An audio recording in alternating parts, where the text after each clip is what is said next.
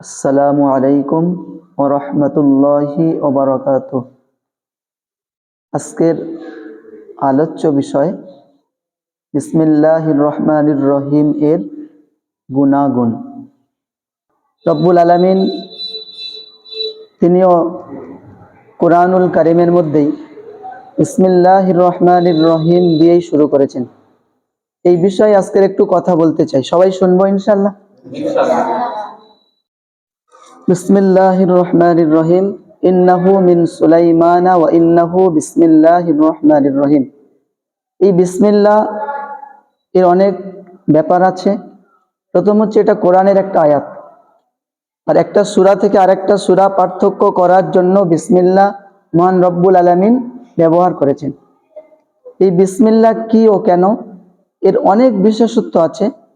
আজকের অল্প কিছু আলোচনা করব। ওমা তাওফীকি ইল্লা বিল্লাহ।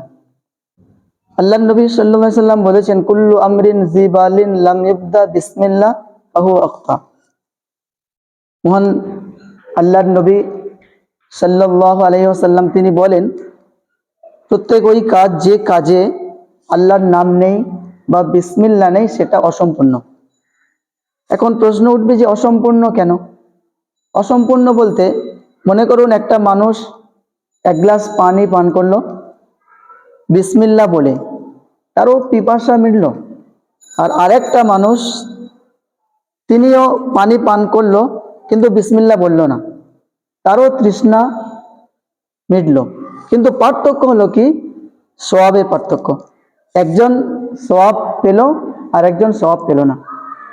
তাই মহান রব্বুল আলামিন তিনি তার নবীকে দিয়ে ঘোষণা করলেন যে প্রত্যেকটা কাজের শুরুতে, যে কাজে গুনাহ নেই সেই কাজের শুরুতে আমাদেরকে বিসমিল্লাহির রহমানির রহিম বলা উচিত।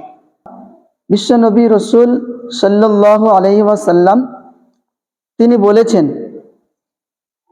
যে মহান রব্বুল আলামিন আমাকে সমস্ত কাজ বিসমিল্লাহ বলে করার নির্দেশ দিয়েছেন।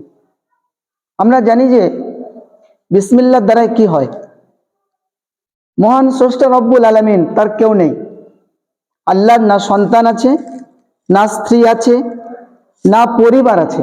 আছে কি? আল্লাহর কোনো কিছু নেই। কিন্তু আমরা যখন বিসমিল্লাহ বলে কোনো কাজ শুরু করি, এর অর্থ কি দাঁড়ায়? যে আমরা আল্লাহকে বলে সেই কাজটা শুরু করলাম। আমরা পৃথিবীর মানুষ যখন কোনো একটা জায়গায় যাওয়ার চেষ্টা করি, তো আমরা কোনো মানুষ, কেউ পিতাকে, কেউ মাতাকে, বা কেউ কোনো বয়োজ্যেষ্ঠ মানুষকে দাদিমাকে বা দাদুকে বলে যাই। আর মনের মধ্যে এই ধারণা থাকে যে আমি কাউকে বলে এসেছি তো কোনো বিপদ হবে না। তো যদি আমরা সেই মহান স্রষ্টাকে যদি বলি কোনো কাজের শুরুতে বিসমিল্লাহির রহমানির রহিম, এর অর্থ হচ্ছে যে আমি আল্লাহকে বলে কাজ শুরু করলাম। আল্লাহকে বলে কাজ শুরু করার আরো দুটো অর্থ আছে।